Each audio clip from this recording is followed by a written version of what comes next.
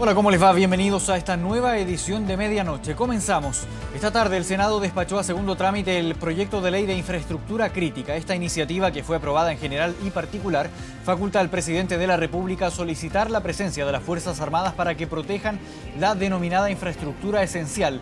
Entre ellas, por ejemplo, sistemas y servicios cuya perturbación o destrucción generarían un grave impacto sobre la población, el gobierno, el Congreso Nacional, el Poder Judicial y los órganos de la administración del Estado. Este proyecto permite a las Fuerzas Armadas resguardar estos bienes y servicios sin la necesidad de decretar un estado de excepción constitucional o afectar derechos y garantías constitucionales. La iniciativa, que avanzó en el Congreso, recibió 28 votos a favor, 12 en contra y una abstención. Este es un gran paso importantísimo que ha dado el Senado para darle a nuestros compatriotas la tranquilidad que si el día de mañana alguien quiere boicotear los servicios de agua, cortar la luz, cortar las comunicaciones, las Fuerzas Armadas van a poder resguardarlas en el lugar donde ya están establecidas. Seguimos en política porque este martes el Senado votará en general el proyecto de paridad de género y las diversas posturas entre oposición y oficialismo continúan marcando el debate, pero no es el único tema que está pendiente. ¿Qué ocurre, por ejemplo, con los escaños para pueblos originarios y de qué forma se va a asegurar la participación de candidatos independientes?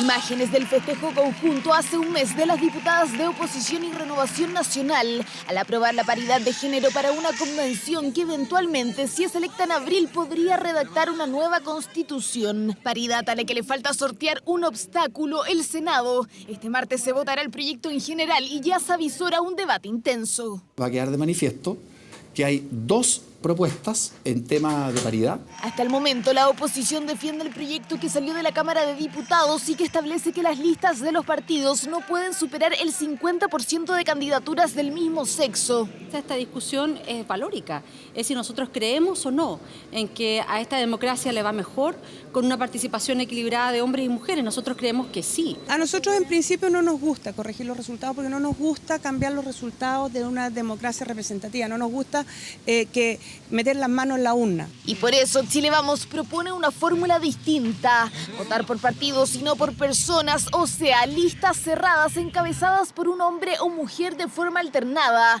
lo que según ellos asegura el objetivo. Postura que desde RN se han abierto a modificar para generar consensos y lograr la paridad. Lo que se está planteando, mejorado incluso de las listas cerradas distritales, puede ser una muy buena alternativa.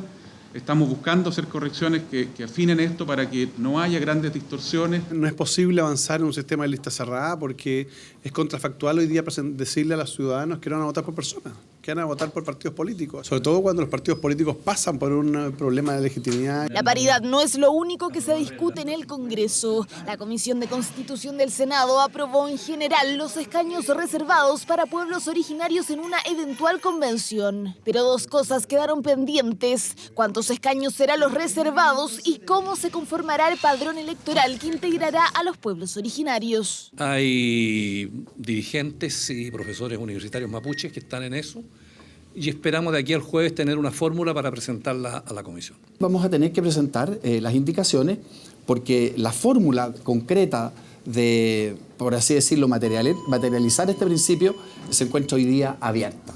Otro de los puntos clave en el proceso constituyente es la participación de independientes, los que ya se están organizando. Un grupo, entre ellos el médico James Hamilton, la periodista María Olivia Monkeberg y el músico Claudio Narea, inscribieron ante el CERVEL el llamado Partido por la Dignidad. Uno de sus primeros objetivos: que algunos de sus integrantes participen del proceso y puedan ser escogidos en una eventual convención. Nace de la molestia o la indignación de ver nuestros partidos políticos secuestrando el proceso constituyente.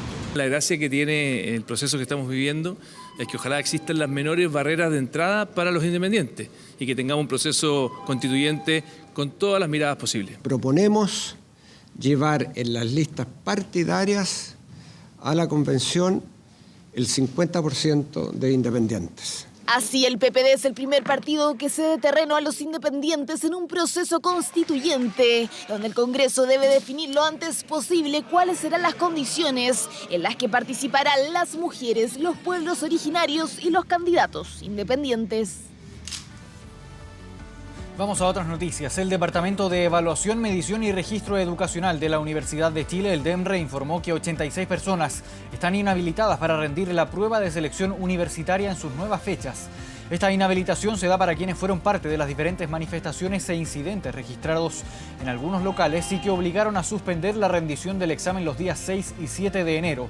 Los afectados fueron notificados por correo electrónico y entre ellos están los principales voceros de la Asamblea Coordinadora de Estudiantes Secundarios. Hablamos de Ayelén Salgado y Víctor Chanfró. La Defensoría de la Niñez, por su parte, interpuso un recurso de protección en la Corte de Apelaciones por 21 de los adolescentes inhabilitados y la acción judicial busca que todos los involucrados puedan rendir esta prueba. De acuerdo a lo publicado en el sitio del DEMRE, el organismo abrió un periodo de apelación hasta el día miércoles 22 de enero para que los jóvenes involucrados en esta medida puedan presentar sus descargos.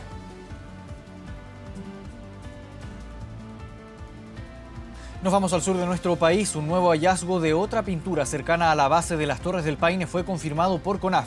En tanto, este miércoles habrá una audiencia donde la ciudadana italiana formalizada por el primer dibujo va a buscar un acuerdo de reparación. Con agua, paciencia y mucho trabajo, un guardaparques de CONAF estuvo por varias horas limpiando la pintura de 50 por 70 centímetros de diámetro que una ciudadana italiana plasmó en una roca cercana a la base de las Torres del Paine. No fue fácil sacar la pintura, nuestro guardaparques trabajó bastantes horas para poder limpiar esa imagen, con mucho cuidado también sobre la piedra, para no dejar ningún rastro, tanto en la limpieza como en las pinturas. Mismo trabajo que horas antes intentó realizar un amigo de Lisa Sandrini. Claro que fue divisado por personal del parque y expulsado de la octava maravilla del mundo. Personal nuestro también levantó muestras de la pintura utilizada por la ciudadana extranjera a fin de ser evaluada y estudiada para poder establecer qué tipo de pintura ocupó en este dibujo. Con el paso de las horas, un nuevo hallazgo encendió las alarmas. Esta pintura, inspirada en la cultura Selknam, fue encontrada a solo 30 metros del dibujo realizado por la mujer italiana. La pedí aprovechó de periciar para poder indagar si corresponde al mismo autor. La gente que llega al sector de Base Torre, hay un sector muy acotado donde se puede estar y luego emprende el retorno. Estas dos pinturas fueron encontradas lejos, digamos, de ese sector, en las inmediaciones, con vista hacia las torres, por lo tanto es un sector donde no está permitido transitar a las personas, por lo tanto hay una doble falta. Todo esto en el valle de acceso al Monte Almirante Nieto, sector destinado exclusivamente para escaladores. A mí me parece que estar invadiendo semejante lugar no está bien. Da un poco de vergüenza esa situación. Las cosas así no tienen que hacer en un parque nacional. Si es una reserva, es para la naturaleza. Pinturas que atentan contra la conservación del Parque Nacional Torres del Paine y por la que el miércoles Elisa Sandrini, formalizada por ser la autora de uno de estos dibujos, buscará ante tribunales un acuerdo reparatorio. Nos vamos ahora al norte del país. 60 personas se encuentran aisladas en el pueblo de Camarones, en la región de Arica y Parinacota, debido a las fuertes lluvias que han afectado a esta zona en los últimos días. El origen de esta emergencia es el aumento del caudal del río Camarones, que derribó el badén de la entrada del pueblo. No obstante, no se ha informado hasta el momento de personas lesionadas. Además, en la localidad de Chocoya se registró un aumento también en el caudal del río Socuma, que dejó aislados a los sectores de Esquiña, Pachica, Illapata y Zaguara. Aún se desconoce la cantidad de personas afectadas en ese sector. A su vez, la ONEMI decretó alerta temprana preventiva para las regiones de Arica y Parinacota, Tarapacá, Antofagasta, Atacama, también por los eventos meteorológicos en que incluyen intensas precipitaciones para estos días.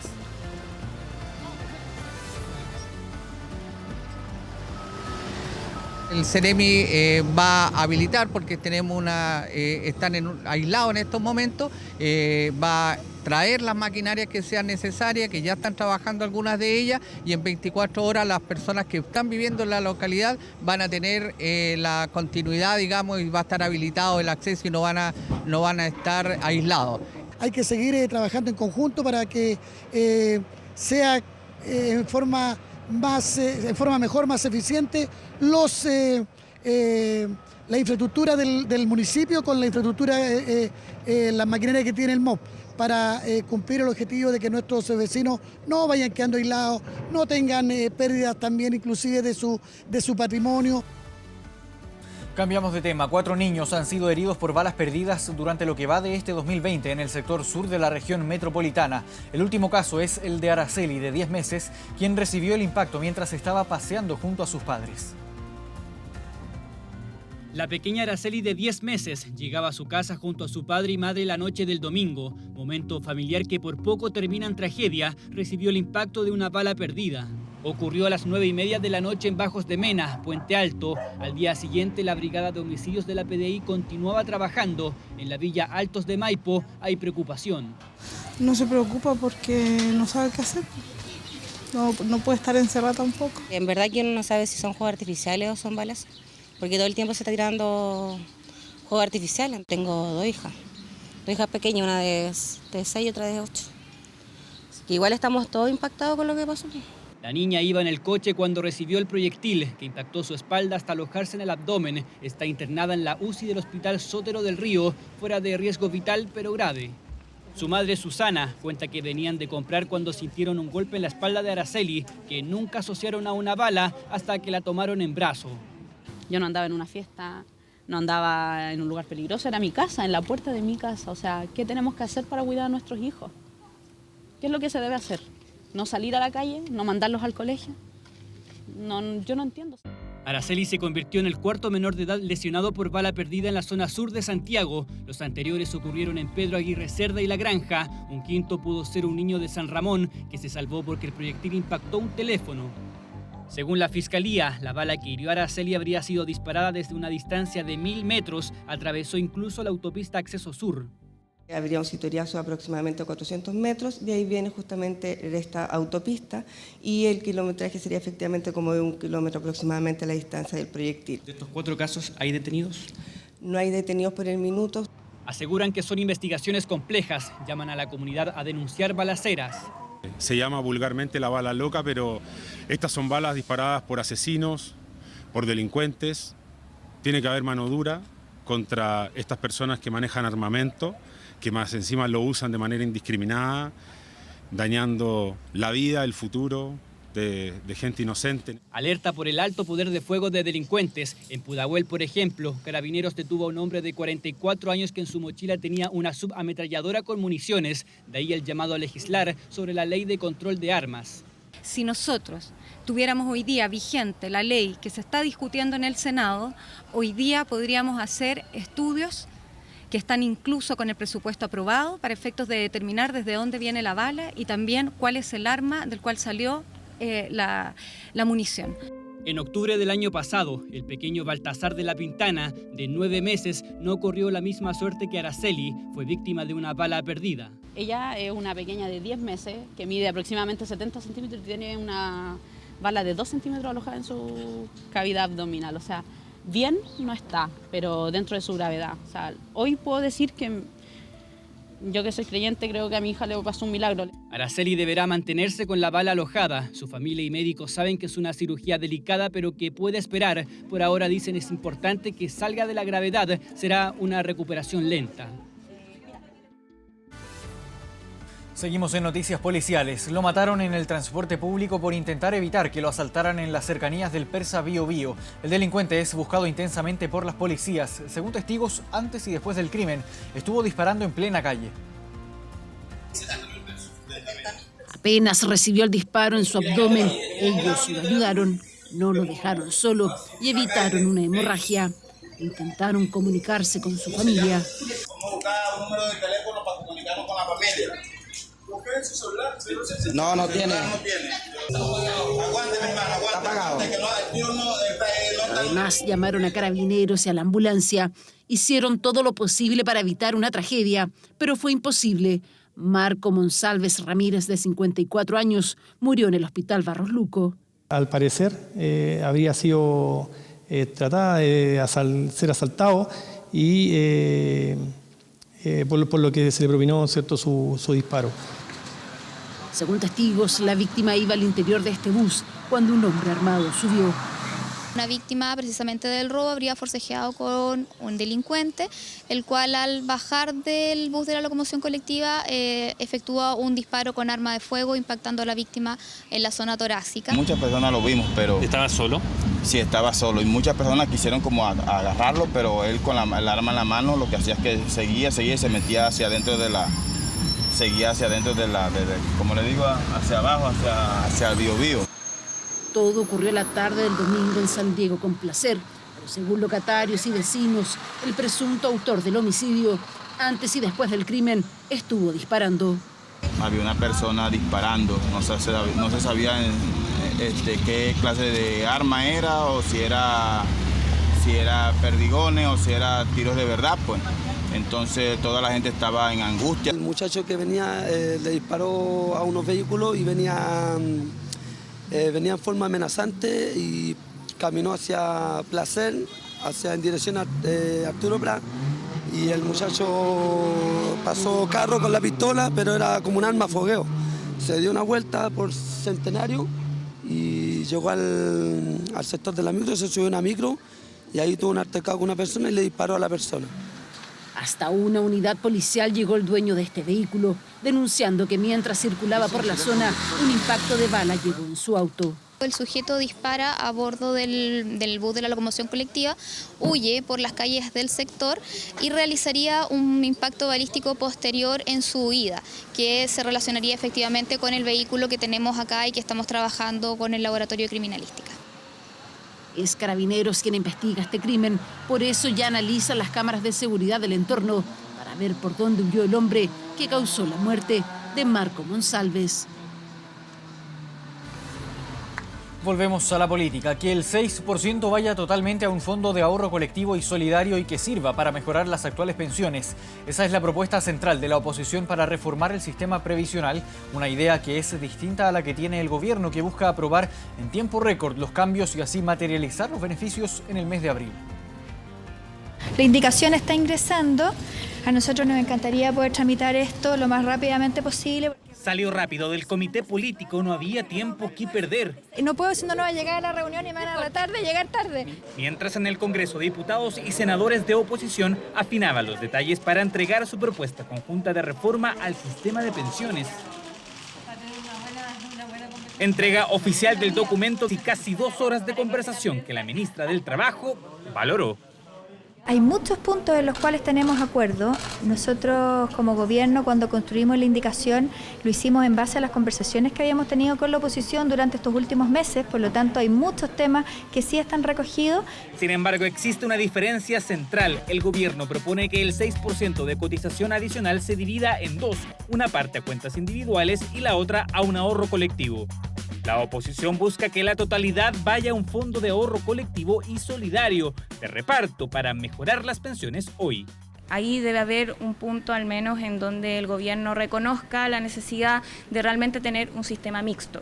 Y para eso es central que el 6% de cotización adicional se considere bajo una lógica de solidaridad administrado por un sistema público. Propuesta que no sería unánime. En la Democracia Cristiana se acercan al proyecto del Ejecutivo e impulsan la idea que parte del 6% sí vaya a cuentas individuales administrado por el ente público. No en la lógica de las AFP, sino que sea administrado por este ente fiscal autónomo, con musculatura, con la capacidad y las garantías para todos, pero además que una parte de eso tiene que ir efectivamente a reconocer la historia previsional y mejorar las pensiones futuras. La oposición además propone ampliar la cobertura del pilar solidario, que las AFP destinen el 30% de las utilidades al Fondo Colectivo Solidario y que los trabajadores puedan decidir quién administra el 10% que hoy va obligatoriamente a las AFP. Si la disposición es mantenerse a firme con un proyecto que reafirma las AFP como modelo dentro de la capitalización individual, va a ser bien difícil seguir trabajando y avanzando hacia adelante. Las indicaciones finalmente ingresaron al Congreso la tarde de este lunes y se espera que el trámite comience de forma inmediata. ¿Qué mejor regalo a los pensionados chilenos, señoras y señores diputados, que antes que se vayan de vacaciones, aprobar esta ley que le mejora las pensiones a 1 millón de personas?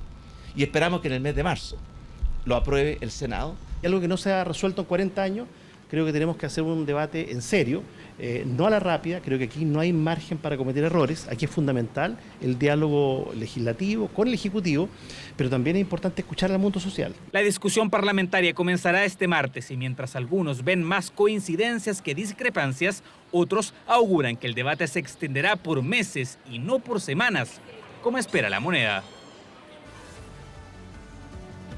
El presidente Sebastián Piñera anunció una inyección de 475 millones de dólares en vivienda e infraestructura urbana para impulsar la reactivación económica. El plan permitirá desarrollar 10.000 viviendas del programa de integración social y territorial. Se incorporan además 5.000 unidades para el Fondo Solidario de Elección de Vivienda. Esta iniciativa, que fue dada a conocer en el Parque Bicentenario de Cerrillos, incluye recursos que alcanzan los 100.000 millones de pesos que van a ser destinados a pavimentación. Con ello se va a buscar renovar 300 kilómetros de calles y pasajes. La idea es provocar un impacto y crear más empleos. Según datos entregados por el gobierno, el MINBU generó casi 478.000 nuevos puestos de trabajo en el año 2019. Parte de este programa de reimpulso de la economía es que van a haber 60.000 nuevas soluciones habitacionales, que van a significar 60.000 familias que van a poder cumplir el sueño de la casa propia. Pero también la vivienda tiene una particularidad. La construcción genera mucho empleo y por tanto esto ayuda a las familias a través de acceder a una nueva vivienda, pero también ayuda a la sociedad a través de la creación de empleos. Exige el amarillo, este es el nombre de la nueva campaña que lanzó el Ministerio de Salud y que busca promover que la gente al momento de comprar un medicamento pida el genérico bioequivalente. Los usuarios que no solicitan la versión genérica de un remedio pueden llegar a pagar hasta un 80% más por este producto solo por el hecho de tener una marca asociada. Actualmente existen 2.397 fármacos de este tipo registrados en el Instituto de Salud Pública, dentro de los cuales se encuentran los de mayor uso en Chile. Las autoridades enfatizaron que los envases que tienen la franja amarilla son medicamentos bioequivalentes que tienen la misma calidad y eficacia que un remedio de marca, que generalmente es mucho más caro. Si es que la farmacia no tiene la versión económica, el consumidor puede denunciar al teléfono 600-360-7777 para que se realice una fiscalización correspondiente por parte del ISP y las Seremis de Salud. Esto es especialmente importante, por supuesto, para las personas de tercera edad, para los pensionados. Hoy día tenemos una discusión de pensiones de previsión. Los pensionados, muchas veces con pensiones muy bajas, tienen que gastar una parte significativa de su pensión precisamente en comprar una receta médica. Y por eso queremos medicamentos más baratos y terminar con este abuso que se prolonga por tantos años. Es muy importante que aquellos medicamentos bioequivalentes son los que han demostrado su equivalencia terapéutica y que tienen la eficacia y la seguridad requeridas de acuerdo a los procedimientos establecidos y el registro establecido por el Instituto de Salud Pública de Chile. Cambiamos de tema. Fue una primera quincena para el olvido por la baja presencia de argentinos en la región de Valparaíso. Aunque las playas de Viña del Mar y de Reñaca aún tienen espacios vacíos y la capacidad hotelera no supera el 50%, poco a poco se está percibiendo un repunte en la llegada de turistas nacionales y extranjeros. Ha sido por años el principal balneario de la región de Valparaíso y una de las playas más top y visitadas del país. Reñaca, sector costero de Viña del Mar, que esta temporada tiene una gran diferencia: la falta de argentinos. Menos argentinos de todas formas. Muchísimo menos, se nota en la chapa de los autos. Se ve poca gente. Vemos pocos argentinos. La afluencia de gente es menor, hay mucho espacio ahora. Muy tranquilo, muy poca gente ahora comparado con otros años. Balneario conocido como el Mendoza chileno durante el verano, por eso ha llamado la atención la poca concurrencia de trasandinos, un 20% menos que el año pasado a la misma fecha. Los motivos de la baja: el estallido social y el principal, el impuesto que obliga a los argentinos a desembolsar un 30% extra al utilizar tarjetas de crédito en el extranjero. La parte de los argentinos se da por el 30% del impuesto que se les cobra. Nos recargan el 30% si usamos la tarjeta. La situación argentina y la situación chilena, básicamente. La gente se preocupó un poco por algunas situaciones que han habido. Baja de trasandinos, también de nacionales. La capacidad hotelera en la región se mantiene por ahora en un 50%, pero hay esperanzas. Y para motivar a los potenciales visitantes y repuntar en esta segunda quincena de enero, en Valparaíso, Viña del Mar y Concón buscan acuerdos entre comerciantes y turistas. Hemos conversado con los empresarios y están muy abiertos a recibir pesos argentinos directamente, entonces un poco que no tengan que hacer pasar por el cambio y que si traen efectivo se lo van a aceptar en su moneda de origen. Disponibilidad hotelera que esperan mejore en febrero, cuando históricamente viajan los chilenos. Las reservas han aumentado, teníamos bastante miedo en que esto iba, por lo que pasó, iba a caer. Los fines de semana cerramos al 100% completo. Argentinos que prefieren ahorrar algunos pesos y que buscan alternativas de alojamiento a través de aplicaciones digitales. Estamos alojándolos en una casa. Podemos hacer la comida cuando queremos, ¿viste? Salimos cuando queremos. Buscar por Booking. Había alternativas, pero no queríamos un hotel con cochera porque estamos con vehículo y fuimos a uno que se veía más o menos lindo y nos quedamos ahí. Esfuerzos para incentivar a los turistas a visitar la región de Valparaíso y la playa de Reñaca, que tiempos atrás repletaban los argentinos.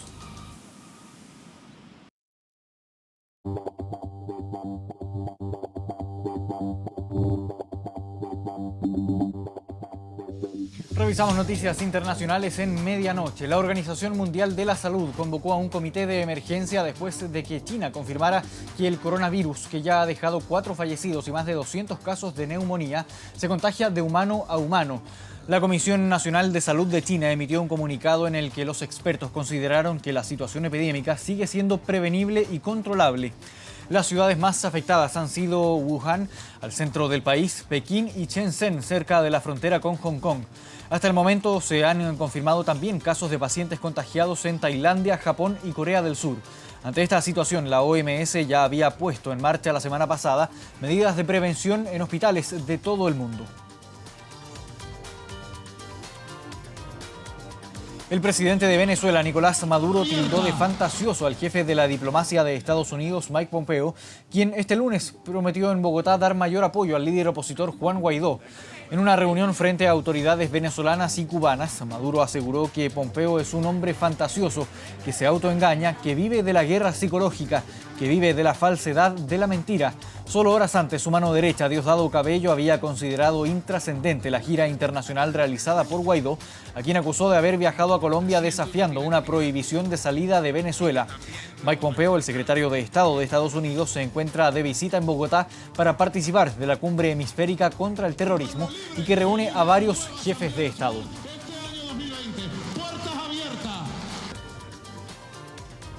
Evo Morales anunció desde Buenos Aires la nueva fórmula presidencial de su partido, que se va a presentar a las próximas elecciones de Bolivia el día 3 de mayo.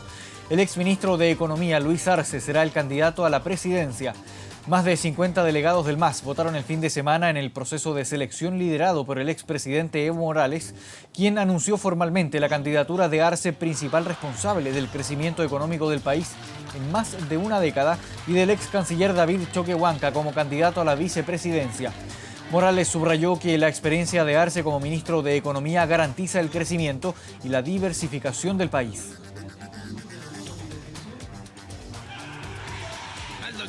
Y nos vamos a Argentina, donde un joven de 19 años fue brutalmente asesinado a golpes por un grupo de rugbyistas a la salida de un club nocturno en Argentina. 11 deportistas de entre 18 y 21 años fueron detenidos por este crimen, que se produjo este domingo en el balneario de Villa Gesell, al sur de Buenos Aires. Los agresores le propinaron golpes y patadas hasta provocarle un traumatismo de cráneo, que fue confirmado en la autopsia como causa de su muerte. El fallecido fue identificado como Fernando Báez y estaba de vacaciones en el balneario con su familia. Era hijo único e iba a comenzar a estudiar Derecho este año.